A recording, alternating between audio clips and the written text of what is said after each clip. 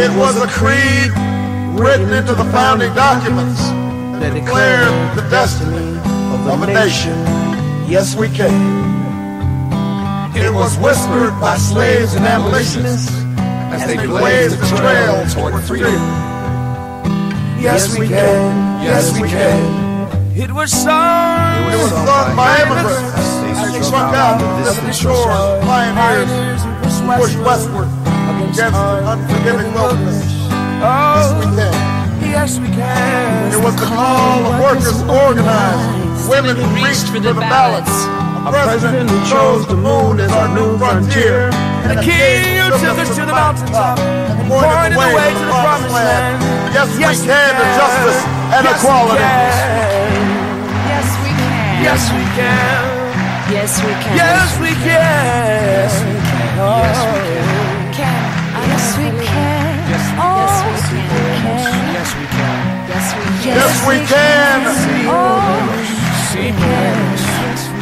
Yes, we can to opportunity and prosperity. Yes, we can to opportunity and prosperity. Yes, we can heal this nation. Heal this nation. Yes, we can repair this world. The title of our episode, The 2018 Election 1 Week and Counting, from WBRN Radio and on the Boston Red Network. We are, let's see, where are we now? We are at the 13th of November, 2018, and election results are still being counted in the state of Georgia and also in the state of Florida. Florida, of course, we're being reminiscent of the 2000 election, in which the election was stolen from Albert Gore of Tennessee, if you remember Al Gore, by G.W. Bush. It was 500 plus votes is how it ended up in Florida. Antiquated voting machines was the principal cause. Outright thievery, voter suppression, all of the above were in it. And now, 18 years later, we have voting machine problems, voter suppression in both states. In Florida, we have a situation that we have recounts in major contests. The contest for governor, that's Andrew Gillum there, and DeSantis. And in the U.S. Senate race, Senator Nelson versus the Governor Scott. Now, those are very important situations, and we go into Georgia. We have the former now Secretary of State. He didn't resign before he was elected governor, at least temporarily. He says he's elected. But the contest is not over between he and Stacey Abrams. At one time was the minority leader in the legislature. So these counts go on. We'll start here. We'll do both of those states, but however, we'll start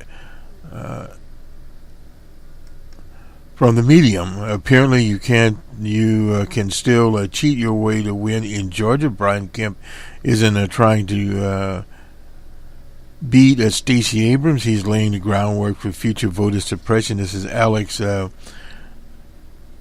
Wickham, of the Wire magazine. Yesterday, Brian Kemp, engaged in the most clear-cut, unapologetic voter suppression tactic we've seen in a long time. 53,000 voters were stripped from the roll. Robocalls to Georgia voters falsely accused his opponent, Stacey Abrams, of encouraging undocumented immigrants to vote. He promoted a false narrative of the Black Panther Party, intimidating voters at the poll, using old photographs as evidence. That's probably out of Philadelphia. It was in 2008. Georgians showed up at the poll uncertain that they were closed. They had runouts of ballots. They had run out of ballots, and in some cases even lacked the power cords to get the machines going. 3-hour waits at times were normal. They sent many voters packing. Kemp is showing the U.S. and anyone thinking about running in 2020 that as long as you are ruthless enough, you can still cheat your way to win in America. Kemp unapologetically and loudly suppressed, lied to, and discriminated against Georgia voters. His tactic worked so well, even he himself had trouble voting, given his position as Secretary of State. Everyone knew he had the power to tamper with the election, but few thought he would dare cross his constituents with such outlandish bravado. The city of Atlanta experienced the blunt of these polling issues. If you think that was coincidental, take a look at the map below. From CNN, it shows that Tracy Abrams has obviously a stronghold in Atlanta, Georgia. For the years, dishonest candidates have chosen subtle approaches to suppress voters from the fear of public rejection, from gerrymandering, making registration more difficult, to push debunked theories of undocumented voters. The Republicans have been pushing theories of undocumented voters forever, and have used fear to stop voters from going to the polls, no matter the tactic. The question remains, if you thought you were going to win fairly, why would you want to suppress the vote? Kemp is showing the U.S. and anyone thinking about running in 2020 that as long as you are ruthless enough, you can still cheat your way to win in America. Finish this up, but voter suppression wasn't the only weapon in Kemp's arsenal. He also fanned the flames of racism, no doubt about it. Same thing happened in Georgia, with links to images of armed men at the polls in Florida. Andrew Gillum, an African-American who ran against a European opponent beloved by racists, lost a tight race there. They're recounting there. Racism and voter suppression aren't the things of the past. They are alive and well, but that doesn't mean it's a time to lose hope. We look forward to 2020. Simply, it means a time to pull off the gloves. Democrats take control of the House of Representatives, gaining the ability to provide oversight on the likes of which Trump has never seen. No doubt about that. The House Blue Wave was a repudiation of the president. He says our president, and many historically,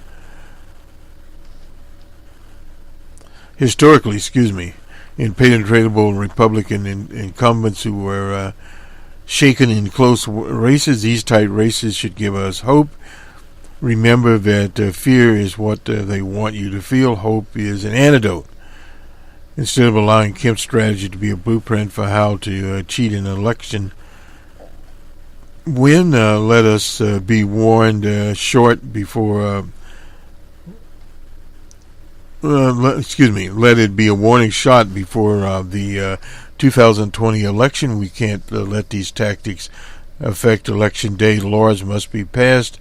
Voters must get angry. And if you thought Kemp wouldn't go as far as he did to silence you, and you were wrong.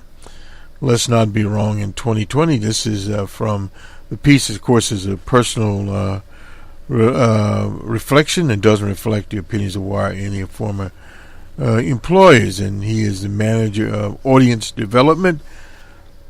Wilkham is, and Alex Wilkham at Wire Magazine. Previously was at Facebook, Thunder Road, Vermont, Hart, San Francisco. Oh, I see, San Francisco Vein, and his Twitter. You can find him at Alex Wickham. Anyway, I thought that was a thoughtful piece to start off the episode. Sorry about some of the bungles here, but nonetheless, voter suppression, yes, it is out there, and people need to get angry. One of the key takeaways from 2018 midterm was that people were angry. There's no doubt about it. And that is why we had the result that we had. We run what's called the Ouija board model, and if you look at the model, we called the midterm election for the Democrats. I think at about 4:30 p.m. on Monday, or was it on Tuesday? On Tuesday. When did we get that up? On Tuesday. We have to look and see. It was either Monday or Tuesday, or one of the 2 days. And that was before, obviously, any quote-unquote projections were ever made. The Associated Press, given their new methodology for projecting votes, they no longer use the exit polling by the Edison operation. The Associated Press, the Wall Street Journal, and even though Fox News and several others have adopted the new way of doing things. Period. Many of us that are in the projection business, whether it be major or minor, have adopted methods, and we've been using them for 20 years. Similar but not exactly the same. Now, the new voting method used by the AP includes polling of not only people that voted, but people who did not vote. And they call a sample. We ran over that. I don't have it before me on the workstation here. A sampling of voters that voted, and all of this is done by live phone interviews, both land and mobile. We are getting to the point there's less land and much more mobile. And also internet type polls. Now, the people that do an internet poll is YouGov. And YouGov is getting better at it. And we'll do a program where we look at all of these pollsters here and how well they did the election. Let's first go to Arizona, just because we have it here. Martha McSally finally conceded to Kyrsten Sinema in the state of Arizona. We've been looking at this particular race for several days, and we're going to make a call. Finally, the Associated Press made a call, and in our Ouija board, we had projected Kyrsten Sinema as the winner there. Now, when we say projected, what we do is a little bit different. The Crystal Ball and some others, the Nate Silver Shop has a percentage that the person will win, and we'll go over this when we get those figures before us. And others leaning, likely, and a toss-up. We don't use those particular variables very much. What we usually do is we just basically state who we think the winner is going to be. Now, in the case of Heidi Heitkamp in North Dakota, we just said we'll see. And one other one, there were two that we got incorrect. Senator Donnelly in Indiana. That was more of a showcase type situation. Let me explain what I mean by that. Is that we looked at Senator Donnelly and various polls, ran it through the model, and basically decided that Senator Donnelly was in a very tenuous position. We did not want to say that he would lose. Now, and when we go on to Claire McCaskill, now, according to our model, and we were looking at, specifically looking at the Right to Work initiative the Republicans put on the ballot, was strongly defeated. But there was an incident in Missouri that perhaps caused some problems, where McCaskill was saying she was not one of the Looney Tune Democrats. Well, that's the problem. She was running as a moderate Democrat, and in Missouri there's been a history of Democrats going back to Callahan, the governor there. That was, he and his son were killed in an airplane accident in, I think, around 2000. And his wife took over that particular slot. So it's been going backs and forth in the Show Me State for quite a while. And there is a big red constituency. The blue constituency is out of St. Louis and Kansas City and some of the surrounding suburbs. But unfortunately for Claire, there was not enough synergy on her side to pull it off. That's just one of the things that happened. But fortunately, because of this particular race in Arizona, the Democrats are now down just 2 in the Senate, and we'll go over that in a minute here. But so it was overall a very productive night for the Democratic Party, which all of the progressives actually were running out of. Let me just run down what actually happened here. There are 47 Democrats at this point in the Senate. That is a -2, and there are 52 Republicans. That's plus they picked up those seats out there. Florida, we haven't decided yet. In the House, the Democrats picked up 32 seats, almost 10 more than they needed to pick up, and the Republicans lost 32 at this point. There's some races still out there to be counted, and they are at 199. And in gubernatorial races, the Democrats picked up 7. They now have 30, and the Republicans have 26. That had been a mainstay of the Republican Party for quite some time. So we look at our overall map here. Florida is still out, and they have it in the red here. This is at Real Clear Politics, explain where we are. Indiana, Senator Nelson Donnelly is done in Indiana. And let's see how far done was he. By about 4 points here. He's 46%. Braun was at 51%. And if we go to Missouri, Claire McCaskill had 46.6, and Hockley had 51. So basically about a 5-point a 5-point difference there between the two. Not a bad race, but nonetheless lost the race. Heidi Heitkamp got in 44.6. And let's see, Kramer was, it looks like, at 56.4. Yeah.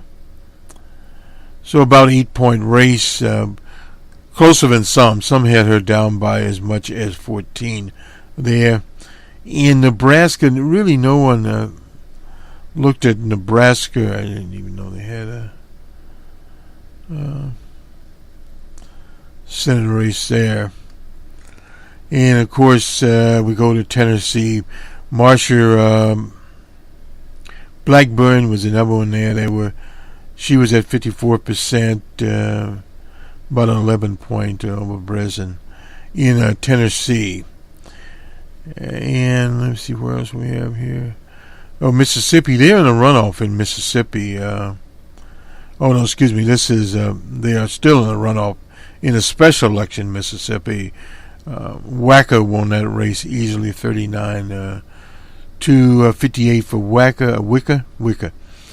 And we got North Dakota, Nebraska. Nobody ever looked at it as being very much of a race.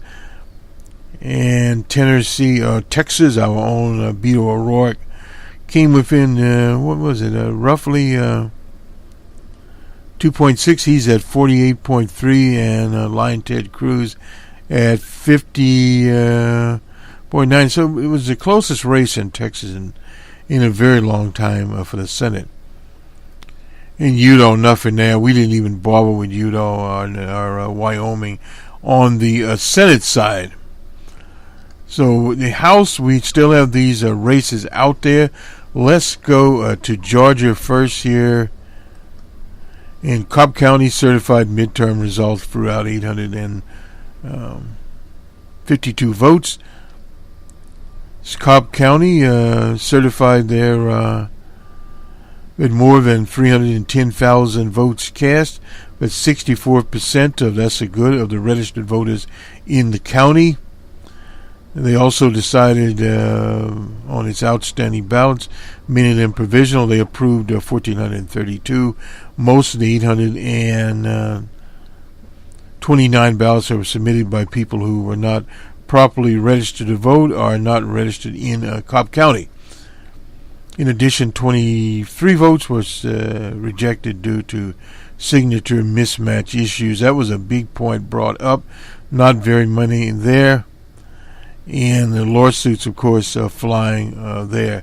Stacey Abrams got 30,000 more votes than Kemp in Cobb, and the county voted Democrat in every statewide race. Although Kemp appeared to have won the state, Kemp started his transition anyway.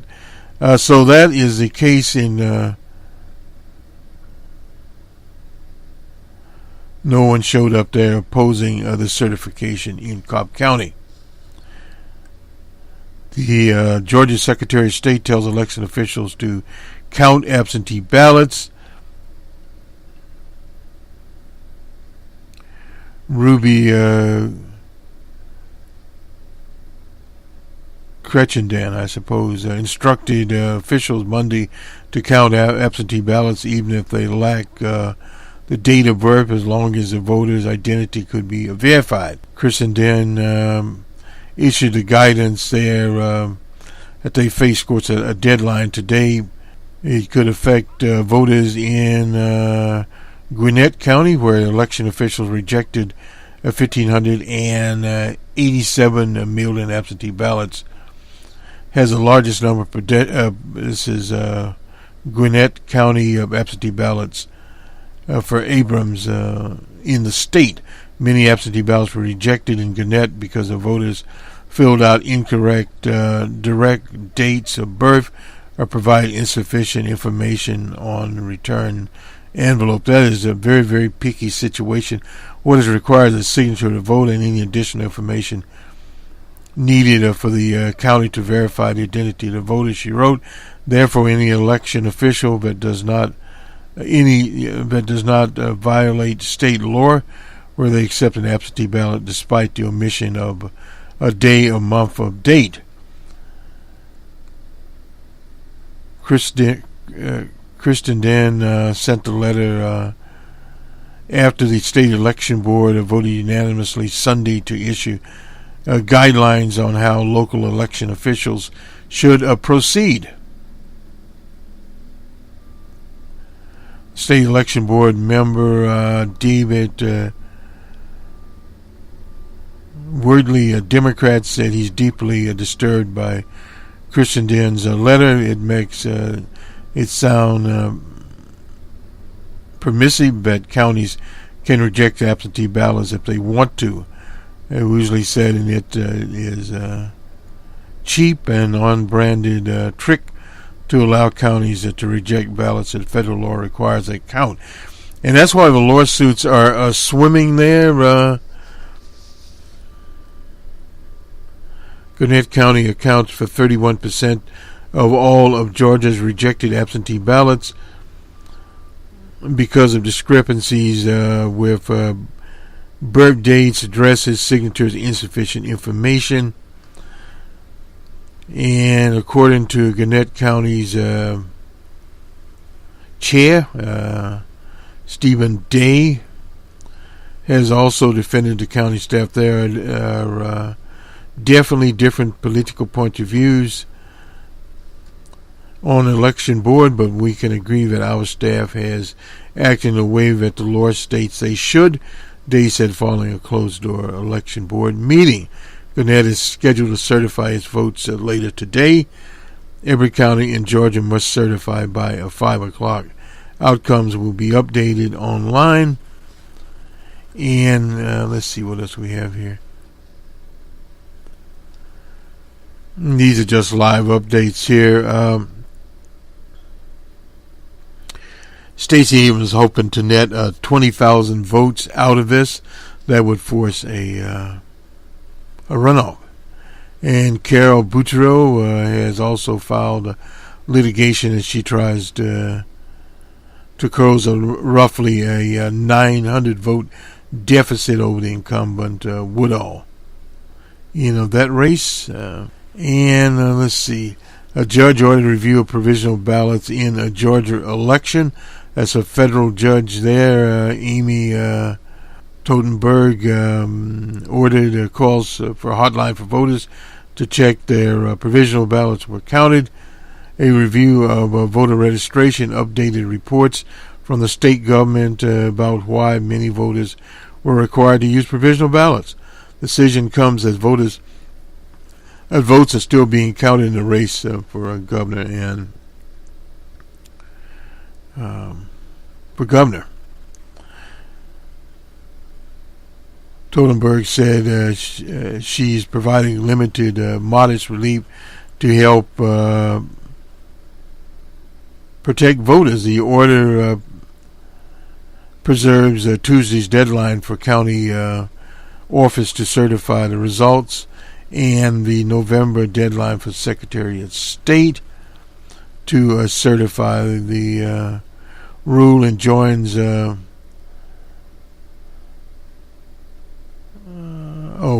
Crittenden from certifying the election before Friday at 5 o'clock. Her ruling applies to provisional ballots, which were an issue for as many as 27,000 voters in the state of Georgia.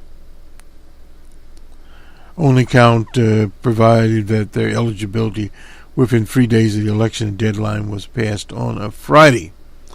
The decision doesn't say whether provisional ballots could be counted after the election results are there. Now, this is one of the big situations as we go on into Florida here. And now we'll skip on to Florida.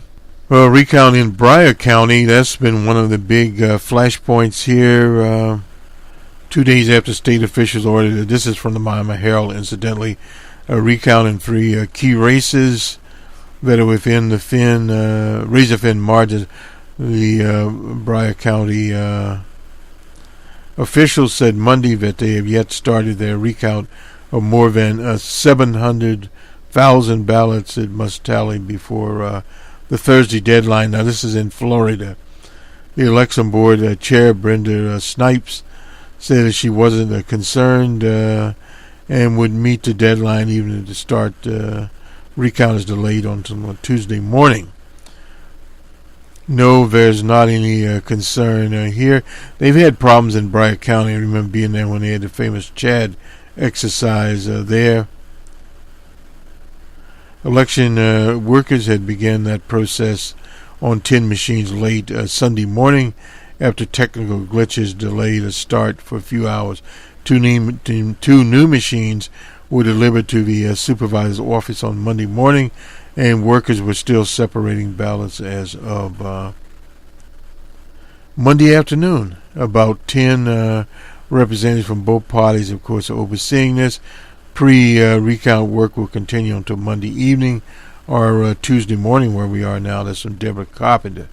Toya, I suppose, a member of the canvassing board. The state has 67 election departments, but have until Thursday at 3 p.m. to recount more than 8.2 million votes. Palm Beach County, that is a butcher there, has already said it would be impossible for a department to meet the deadline. Now on to Palm Beach County. I think H lives in Palm Beach County. Anyway, is the third largest county in Florida. Ground zero for historic, remember that 2000 election. Susan Butcher said Monday that her office expects to complete a machine recount in the critical Senate race. Rick Scott has seen his lead over Senator Nelson Strikes. Striking along. There is no way it's done. The University of Florida political scientist and voting expert Don Smith, who said overseas and military ballots have until the 16th of November to arrive. The idea that we're going to recount even before that is rather absurd. But it's sure to set off legal lawsuits. As Secretary of State is Ken Dinsner If they don't meet the deadline Thursday, we're going to have lots of very upset people, said Palm Beach County Republican Chair Michael Burnett. The scramble to meet the Thursday deadline has once again put the county on the hot seat in an explosive election. On Sunday, Butcher said it looks like unlikely that the machines would finish any recounts, but Monday she said around the clock, and they're working around the clock to clear up the backlog of early and mail-in ballots will be recounted following in descending order on the ballot.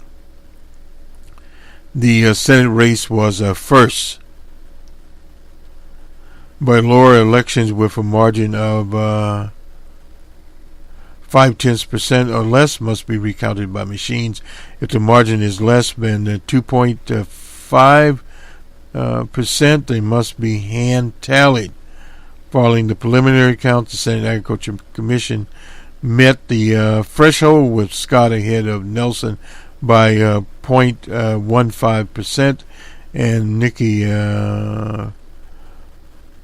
Fried leading the Republican Cantwell by 0.06%, but the governor's race between Andrew Gillum and DeSantis was at 0.41%. So what happens if the election office blows the deadline? According to Florida law, if Palm Beach can't finish the machine recount, it must submit the original count with an explanation of why it fell short.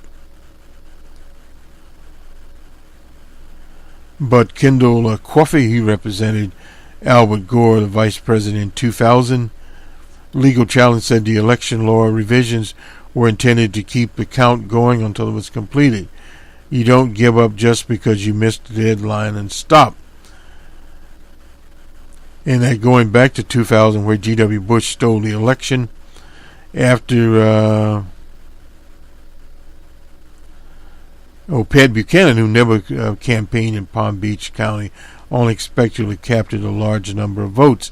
Republican-controlled legislature fought to end the count, but the historic, my word there, Florida Supreme Court sided with the ongoing recount and supported the extensions. We spent a lot of time on this 18 years ago.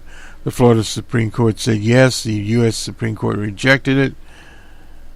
And now we go back and do a better job explaining why you think you need to extend those deadlines. Coffey said, in the years since, laws were overhauled, including the law defining the recount, but they have so far not been tested like the fight now. And this is a problem. Florida is a very, very large state, and the deadlines they set are unrealistic, and they should have never been set in the first place. Period. Anyone who would hope to contest the results of an election solely on the vote would they would have gained in the Palm Beach County is going to be out of luck, because statistically those votes are not going to be there. That is from Juan Carlos J.P. Planis is a Republican. You would think that. And now this goes back in 26 recounts in major races around the nation since 2000. Only 3 outcomes were changed.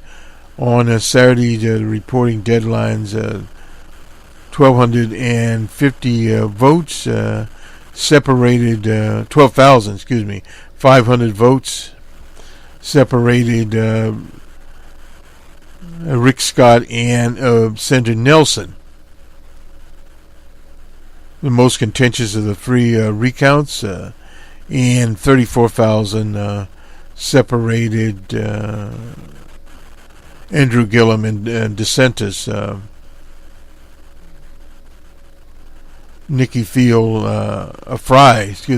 a 5,300 vote there. We already went over Florida law, what it maintains, and they go, for instance, in the 2008 Senate race in Minnesota. The final result hung in part on a few hundred absentee ballots. Al Franken ended up winning that race. Ellis represented the Democrat there.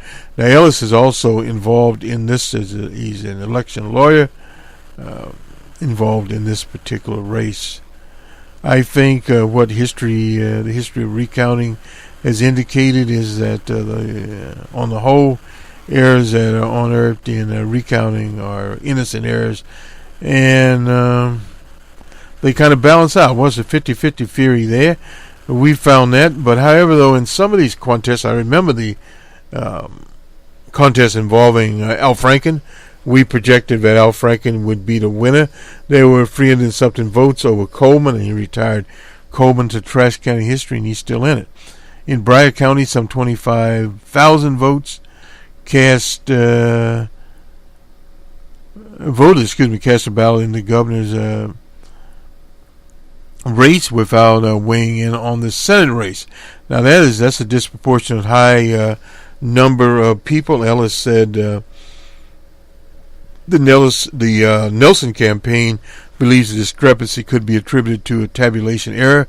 Once that error is sorted out in the recount, he said Nelson will likely gain the majority of the votes he needs to overtake Scott. We'll see on that one.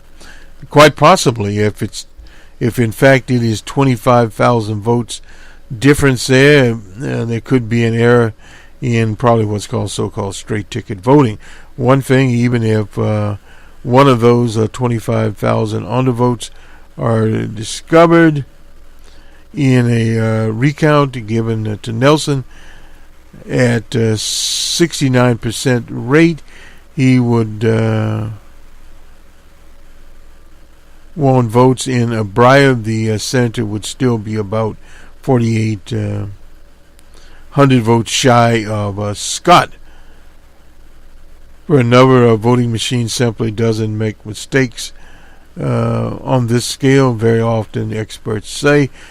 You would think not. There are a number of factors working against Ellis's theory. For one, every one of those 25,000 undercounts are discovered in a record given to Nelson's 69% rate, he would, in other words, he'd still come up a bit short there. And that's one of the things that, if you model the race, and we haven't looked at it, Nelson faces an uphill battle in the recount. Gillum odds of wiping out the deficit even longer, no doubt about that. He's at .41 separating he and DeSantis. It's unlikely that an initial recount will bring him within the 0.25% margin for the manual recount. Now, that is actually what he would want. If he can get a manual recount, he has basically got it made. I am replacing my word of concession with an uncompromising, unapologetic call that we recount every single vote. That is from Mr. Gillum, and he can expect that to happen. We'll take a station break here. WBRN Radio, beaming on the Boston Red Network. Here we go. These are the hockey scores here. The Canucks and Rangers. Rangers 2-1 was the final there. The Blackhawks and Hurricanes. Hurricanes are 3-2 over the Blackhawks. And the Blue Jackets and Stars. Blue Jackets at 2-1 was the final there. The Predators and the Ducks of Anaheim. I like that name. Ducks 2-1 in a final overtime. To the NBA. The Magic were in Washington. Wizards 117-109, and that the 76ers were at the Heat 76-124-114. The Pelicans and Predators, it was the Pelicans 126-110. The Mavericks and Bulls in Chicago, it was Mavericks 103-98. The Jazz and Grizzlies, the Jazz 96-88. The Nets and the T-Wolves, unbelievable here, but anyway, the Nets of Jersey lost to the T-Wolves, 120-113. The Suns and Thunder 118-101 for the Suns.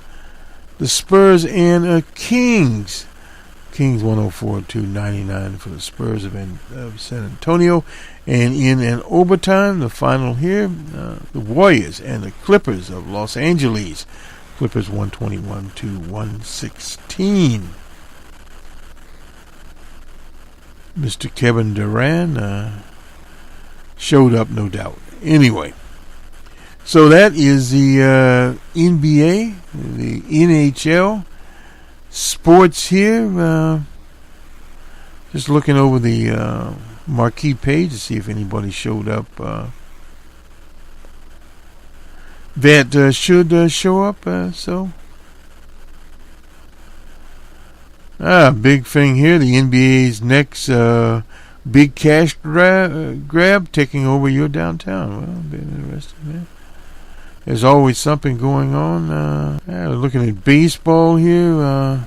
Major League Baseball Awards Roundtable. Who will take home the hardware and why? Well, we have a number of people here. Rookie of the Year from the Angel. I don't want to try to pronounce his name, but we have Ronald Acuna Jr. From the Atlanta team. They were the Rookie of the Year awards there. Shahil Otumny. Not familiar with him, but anyway, nonetheless. Manager of the Year now will be announced later today. Will it be Alex Cora of the victorious Red Sox, or Kevin Cash, or Bob Melvin of the A's? That's in the American League. And we have Craig Counsell of the Brewers, Brian Stickler of the Atlanta, and Bud Black of the Rockies. Well, we'll see. We'll get those to you as soon as we get those to you. And there was one other note here. We, for whatever reason, out of the state of Kentucky, we don't want to forget anyone. The pink wave hit Kentucky after the midterms. This is out of Louisville, Kentucky. After the midterm elections, the nation saw a trend of more and more women running for office. On election night, 26 women won seats in the Kentucky House of Representatives. Our own McKenzie was one of those. And of those who won, the 9 were Republicans and 19 were Democrats. Comparison, there were 19 women serving in the House the last time around. So they had a pretty good, they picked up 6 seats there. And period. And that is in the state of Kentucky here. Women are historically drawn to these issues. Family issues, healthcare. Healthcare was big, a very big situation. This is Kim Moser, won re-election in District 64. So that's the state of Kentucky. And that'll do it for Kentucky. It'll do it for us also. The 2018 election, 1 week and counting, was the episode topic today. Good day. And Mr. Nelson, take us out of here. We talk about Willie Nelson. Take it home where you spread it around. If you don't like who's in there, vote them out. That's what election day is all about. And the biggest gun we got is called the ballot box. If you don't like who's in there, vote them out. Vote them out. Vote them out. And when they're gone, we'll sing and dance and shout. And she'll bring some new ones in, and they will start the show again. And if you don't like who's in there, vote them out.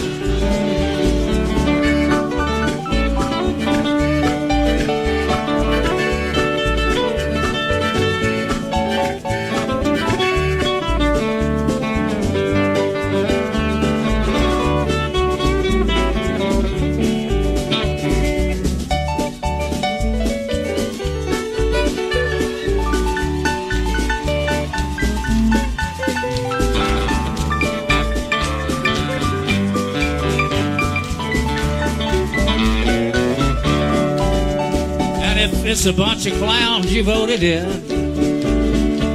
Election day is coming round again. And if you don't like it now, you can change it anyhow. And if you don't like who's in there, vote them out. Vote them out. Vote them out. And when they're gone, we'll sing and dance and shout. We'll start the show again and bring some new ones in. And if you don't like who's in there, vote them out. Vote them out. Vote them out. And when we're done, we'll sing and dance and shout. Then we'll bring some new ones in, and we'll start the show again. But if you don't like who's in there, vote them out. And if you don't like who's in there, vote them out. Thank you, Austin. Thank you, Texas. Thank you, Beto. All the way, buddy. We love y'all. Thank you.